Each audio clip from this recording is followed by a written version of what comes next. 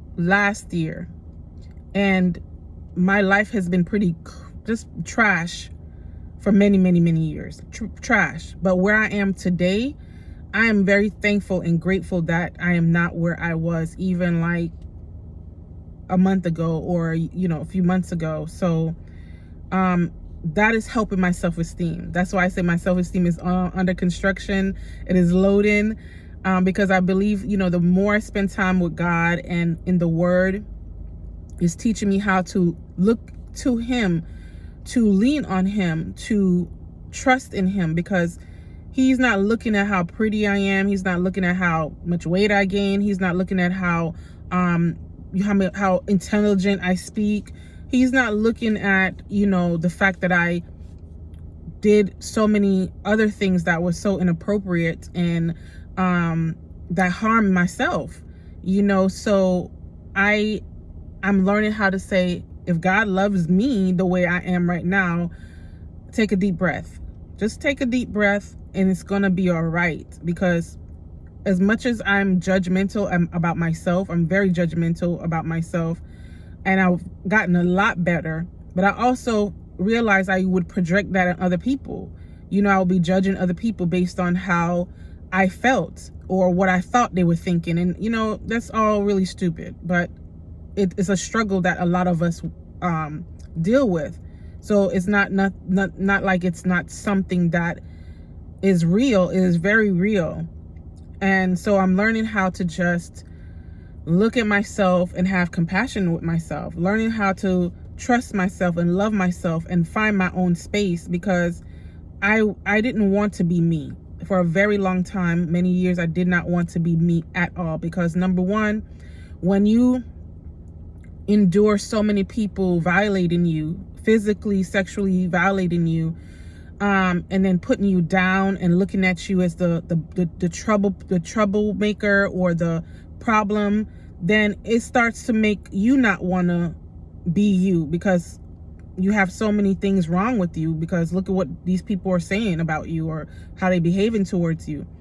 But when I look back at myself, if those sexual abuse didn't happen or those physical abuse didn't happen, I know that I would have been someone very, very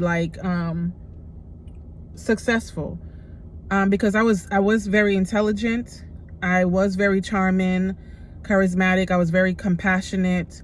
I was very social and funny and fun. I was very creative, very hardworking. So I had all those great traits about me, and I didn't see them. I didn't see those things because most of the time people wouldn't point them out. They would point out all the things that they thought was wrong about me and how I was the troublemaker. They didn't see those as things to really look at. It was more important to look at what was wrong about me. So I started to look at what was wrong about me, and then I started acting out and behaving according to how I was being treated. And then I started treating myself the way I felt like I should be treated, and that was like trash. So our self-esteem and our insecurities are major parts of our mental health. Oh my God, there's major parts of our mental wellness. And I really pray that anyone that's listening to this video will hear my words, that whatever you're struggling with, just know that if you keep putting time into yourself, even like taking care of yourself, your hair, or, putting yourself together, brushing your teeth, or cleaning your home, talking to yourself, or listening to videos that affirmation videos, watching any type of podcast or listen to any type of podcast or any type of videos that are inspirational. Invest in yourself in that way first, because sometimes trying to do too much, meaning like, oh, you're trying to interact and engage with so many people or this and that, it might really throw you off, because then other people's energy and other people's opinion or attitude towards you will affect you. If you focus more put more of your attention on what are you doing for you. What are you doing for you? Because when anyone else does anything for you, that's just a bonus. But what are you doing for you? Like, you listening to this video right now, you're doing something for yourself. I just hope that what I'm saying to you, you will take to heart and know that what you're doing for yourself is the most important thing in life, because you're taking care of yourself. You know, no matter how much I would have hoped that my family would have taken care of me, would have protected me. It didn't happen. Okay, now it's time for me to realize that all of those baggages I've been walking around with, and all those, you know, hurt feelings and, you know, sadness, because I know that for a fact that a lot of the people who look at me as a troublemaker, or, you know, the problem, they might see that, I think that I'm angry or hateful, or not even angry, but hateful towards them. It was not hate, it was anger. It was anger, and it was sadness. It was anger and sadness, because I was angry that those things happened to me, and I was sad because of how I was treated because those things happened to me. But at the end of this all, here I am. Like, I'm feeling stronger than I once was, and I'm celebrating myself for being stronger, for feeling stronger. And I'm happy about that. You know, I'm just, God is good, y'all. God is really good. So I'm hoping you're listening and you're knowing that, start investing in yourself. No matter how much you're still hurting, no matter how much you're still struggling with certain things, look at you.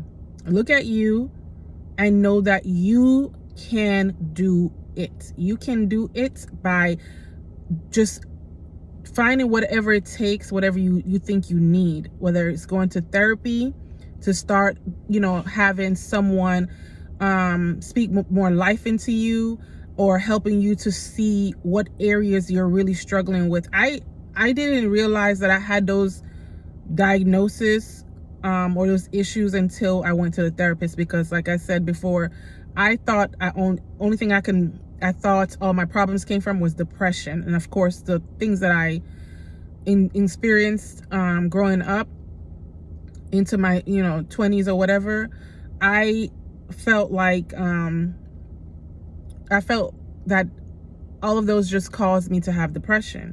It's only when I went to therapy, I was diagnosed with the bipolar and the PTSD and anxiety. And even though I don't want to claim all of those things as mine, they put things in perspective, a little bit more in perspective for me, as to why I was, you know, being triggered when certain things happen, or when I was around certain people or in certain environments. So yeah, just know, like, when you start to look in and loving on the little girl or the little boy, or learning to trust yourself. Like, I made this decision.